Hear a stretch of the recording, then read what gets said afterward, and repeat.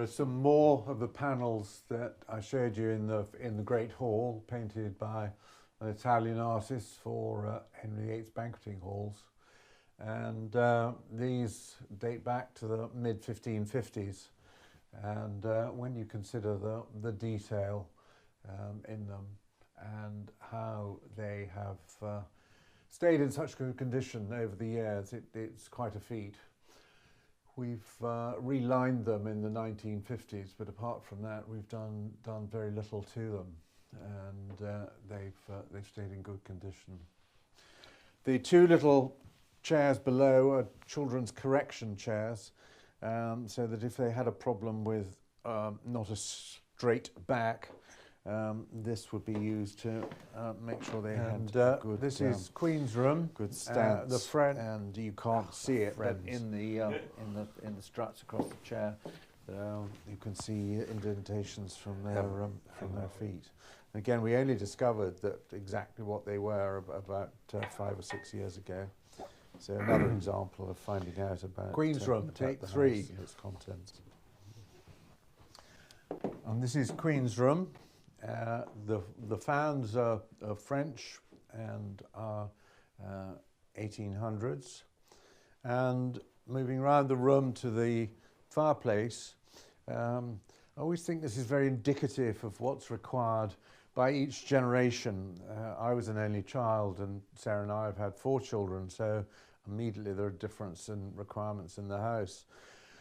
But to me, there's a lovely carving of the Good Samaritan above, which I think is so beautifully executed.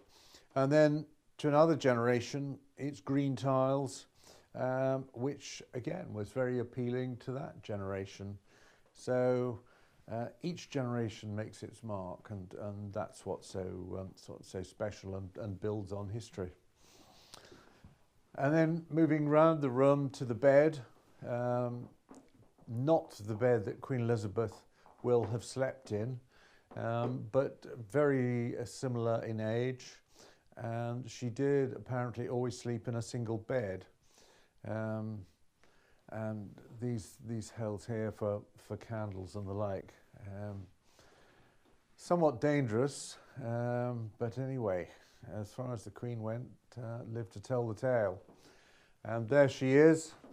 This is a modern portrait of her, painted by a friend of ours. We didn't have a painting of the Queen, and we felt that as the house was built for her, that we certainly should have a picture of her.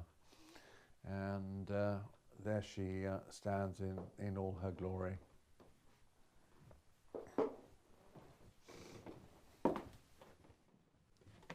And this is King's room, and the most impressive part of the room is probably the tapestries, which are Oudenarde, and this is a night scene with the pheasant up in the tree and the wise old owl on that side, and then 2 hounds running through with the moonlight on them at the bottom of the tapestry. Amazing that these are several hundred years old, and yet they have maintained their colour incredibly well. And they'd have been used obviously for decoration and also for insulation, which was obviously very important in those days. And going over to this corner of the room, we've got a nautilus shell at the very top.